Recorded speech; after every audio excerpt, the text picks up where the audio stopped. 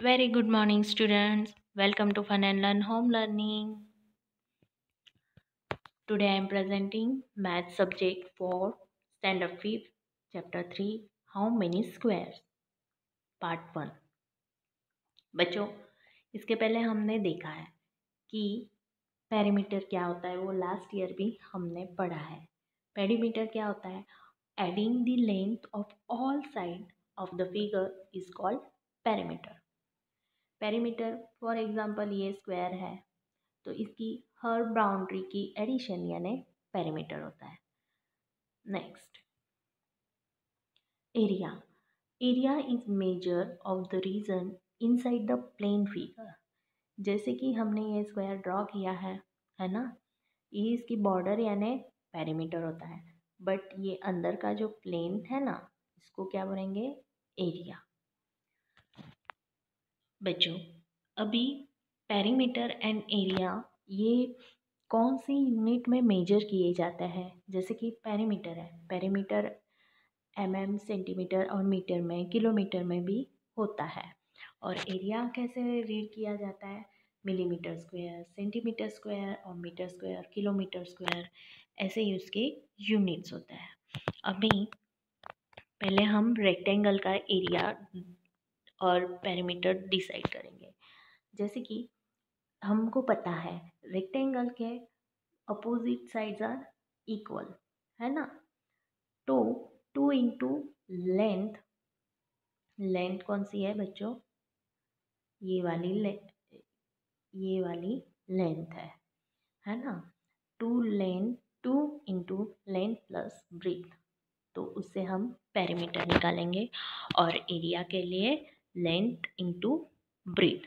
बच्चों, ये पूरा आपने अपने नोटबुक में नोट डाउन कर देना है.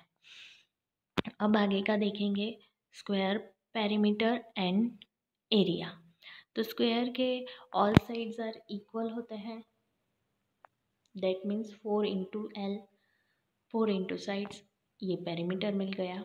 और लेंथ इंटू लेंथ, ये एरिया. जैसे कि ये लेंथ और ये लेंथ के बीच में ये जो एरिया कवर होता है उसको एरिया बोलते हैं.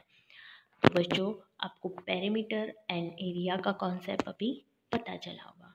अब हम चैप्टर पे जाएंगे. बच्चों, यहाँ पे लिखा है हाउ मेनी स्क्वायर.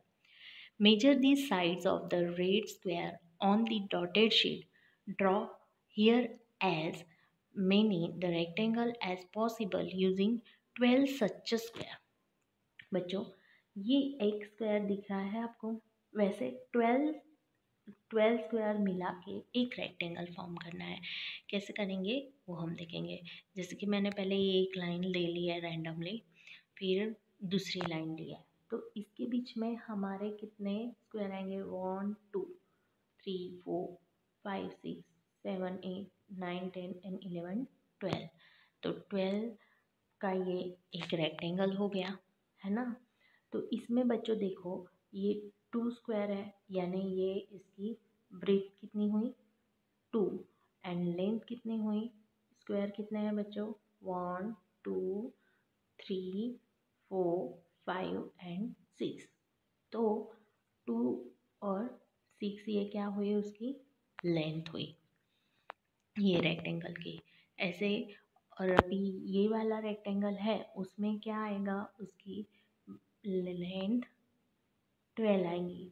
1 2 3 4 5 6 7 8 9 10 11 12, है ना बच्चों. तो 12/1 का एक रेक्टेंगल हुआ, ये दूसरा रेक्टेंगल 12/1 का हुआ. फिर मैंने 3/4 का रेक्टेंगल लिया है, दूसरा 3/4 का लिया है, फिर 3/4 का फिर से लिया है ना. तो टोटल कितने रेक्टेंगल्स बने हैं हमारे? 4 + 3 = 7, है ना, जिसमें पूरे 12 स्क्वायर ऐड किए हुए हैं. अभी बच्चों आगे देखेंगे, each rectangle is made up of by 12 equal squares, है ना. 12 इक्वल स्क्वायर बना के हमने ये रेक्टेंगल किया है ना. तो बट उनकी बाउंड्री अलग अलग होगी. कैसे अलग अलग होगी? और कौन से रेक्टेंगल का पेरीमीटर लॉन्गेस्ट होगा और किसका स्मॉलेस्ट, वो हम कैलकुलेट करेंगे। पहले तो हम ए वाला लेके कौन सा लॉन्गेस्ट पेरीमीटर है वो फाइंड आउट करेंगे। उसके लिए है ना पेरीमीटर निकालेंगे। जैसे कि 1/12 के कितने हैं, 2 रेक्टेंगल है ना। तो 2 लेंथ क्या हुई 1 एंड ब्रेथ क्या हुई 12। तो 2 इंटू 13 इज 26 सेंटीमीटर हुआ।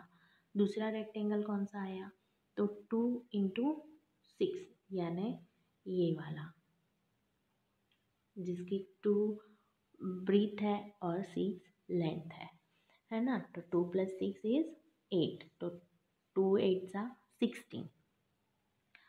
अभी थर्ड रेक्टेंगल कौन से आए, यस 3 इंटू 4 के। तो अभी 2 इंटू 3 + 4 दैट मीन्स 7 2 सा 14। तो बच्चों इस पे से लॉन्गेस्ट रेक्टेंगल का पेरीमीटर कौन सा हुआ, यस 12/1 के लॉन्गेस्ट पेरीमीटर के रेक्टेंगल है। और स्मॉलेस्ट कौन से हुआ है, यस 3/4 के पेरीमीटर ये स्मॉलेस्ट है। जैसे कि 3 + 4 is 7, 7 into 2 is 14 centimetre. Got it बच्चों, ओके। अभी हमको क्या देखना है, यहाँ पे बहुत सारे स्टैम्प दिए हुए हैं और उस पर स्क्वायर कैलकुलेट कर स्क्वायर मार्क किए हुए हैं। अभी स्टैम्प ए का क्या करना है पता है बच्चों, एरिया निकालना है। एरिया यानी 1 सेंटीमीटर का एक जो स्क्वायर है ना, वो 1 सेंटीमीटर स्क्वायर ये एरिया हुआ। तो ऐसे कितने स्क्वायर है स्टैम्प ए में वो काउंट करते हैं, 1 2 3 4 5 6। और ऐसे कितने हैं 1 2 3। तो 6 3 का क्या होता है बच्चों 18। दैट मीन्स ए स्टैम्प का एरिया कितना हुआ 18 स्क्वायर सेंटीमीटर। पता चला बच्चों। फिर बी का निकाल देते हैं। बी का कितना है बच्चों 1 2 3 4 और ऐसा 1 2 4 2 ज़ा 8 यानी बी का एरिया कितना है 8। और सी का 6 सेंटीमीटर स्क्वायर। और डी का बच्चों काउंट करो चलो फटाफट 1 2 3 1 2 3 4। तो डी का भी क्या हुआ 12 सेंटीमीटर स्क्वायर। ई का 4 सेंटीमीटर स्क्वायर। और एफ का क्या हुआ बच्चों 3 एंड 4। तो 3 4 ज़ा 12। पता चला बच्चों, ओके। नाउ हम कैलकुलेशन पे जाएंगे। Look at the interesting stamp. How many squares in 1 centimetre side does stamp A cover. तो बच्चों हमने पहले ही कैलकुलेट किए हैं, चलो बोलो yes 18 square centimeter square. B में कितने हैं right 8। Which stamp is biggest area, तो ऑब्वियसली ए है ना।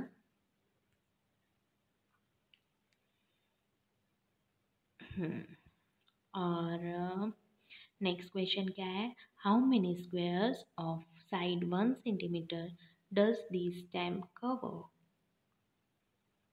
18 centimeter square. How much area biggest, how much is area biggest stamp square centimeter, 18 centimeter square. Which two stamp have same area, हमने count किए थे, चलो बोलो yes D and F.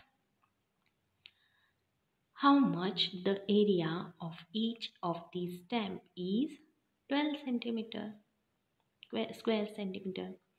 The area of the smallest stamp is dash dash 4 square centimeter, and the difference between smallest and biggest stamp कितने का है बच्चों? 18 square centimetre. उसमें से 4 सेंटीमीटर माइनस किए तो 14 सेंटीमीटर स्क्वायर आया ना।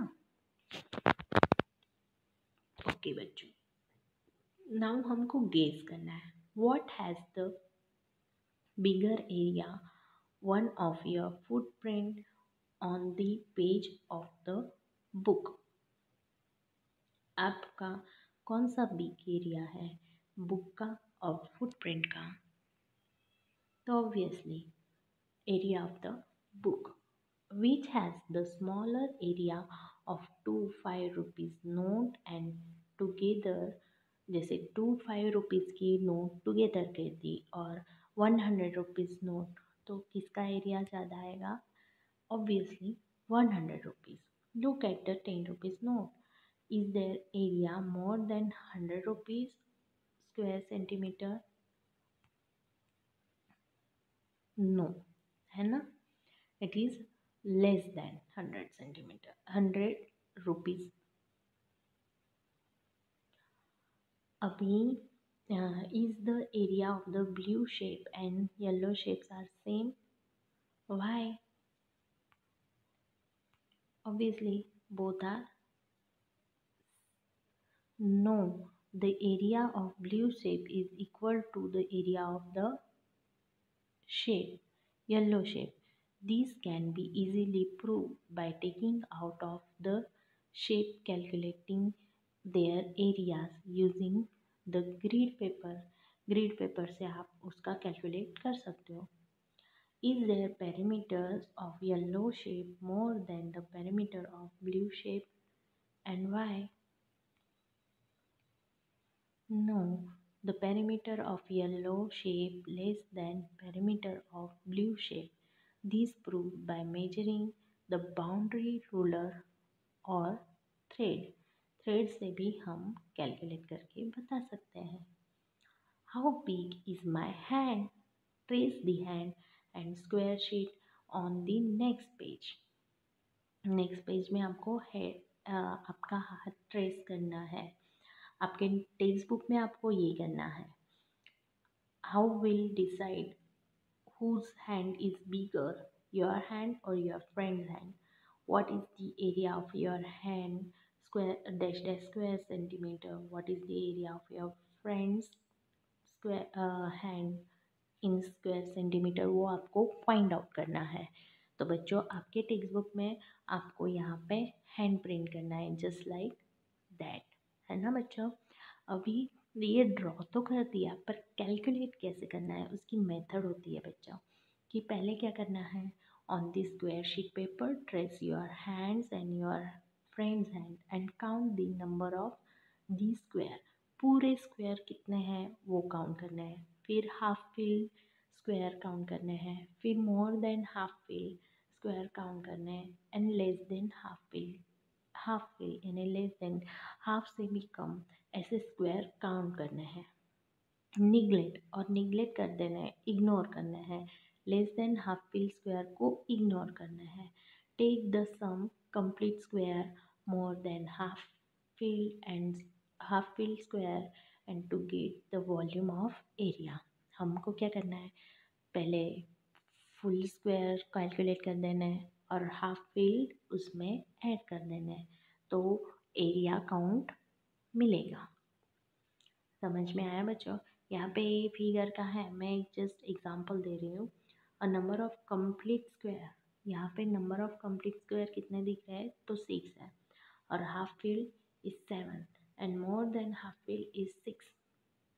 तो 6 + 6 कितना होता है 12 और 7 का मैंने क्या किया आधा ले लिया क्योंकि हाफ होता है। हमने लास्ट ईयर भी देखा है तो हम ऐसे हाफ ट्रायंगल और हाफ ट्रायंगल होता है तो फुल स्क्वायर बन जाता है। जैसे कि ऐसे बना, ये ट्रायंगल को यहाँ पे जॉइन किया तो स्क्वायर बन गया। तो उस हिसाब से 7 का हाफ पार्ट लेना है तो 3.5, तो टोटल कितना हुआ 15.5 स्क्वायर सेंटीमीटर एक का आया। अब बी पार्ट का कैलकुलेट करते हैं। बी पार्ट का क्या है, number of complete square is 13, half square is 4 and number of more than half square is 13। फिर क्या किया, सॉरी दिस इज 6, 13, 6/2 यानी 3, 13 + 13 is 26 + 3 29 square centimeter. Whose footprint is larger, अभी फुटप्रिंट निकालनी है तो हमको पहले क्या करना पड़ेगा, ऐसे ग्रिड टाइप की पेपर लेना पड़ेगा, उसमें फुटप्रिंट हमको निकालना है और फिर उसका एरिया फाइंड करना है। तो बच्चों आप फाइंड करेंगे ना। अभी नेक्स्ट क्या है, guess which animal footprint will have the same area as your discuss. अभी यहाँ पे है ना फुटप्रिंट दिए है, हेन के दिया है, डॉग का दिया है, तो हमको पहले ना स्क्वायर काउंट कर देना है। तो ये एरिया कितना होगा, जैसे कि मोर देन हाफ व्हील है तो हेन का तो 3 स्क्वायर सेंटीमीटर में हो जाएगा। अभी डॉग के इसमें कितने स्क्वायर है, 4 पूरे स्क्वायर है और 2 हाफ है, तो उसका कैसे करना है वो हम कैलकुलेट करेंगे। Yes, the footprint may be similar. Monkey footprint of monkey and may be similar area of footprint of hen footprint. Monkey और hen की footprints approximately वो 3 square centimeter है और area of the dog footprint is 10 square centimetre है। बच्चों आपका calculate करके मुझे बताना है और आपके नोटबुक में भी लिखना है। यहाँ पे हमारा फर्स्ट पार्ट हम कंप्लीट कर रहे हैं, सेकेंड पार्ट में आगे का डिस्कस करेंगे। Till then have a great day, bye.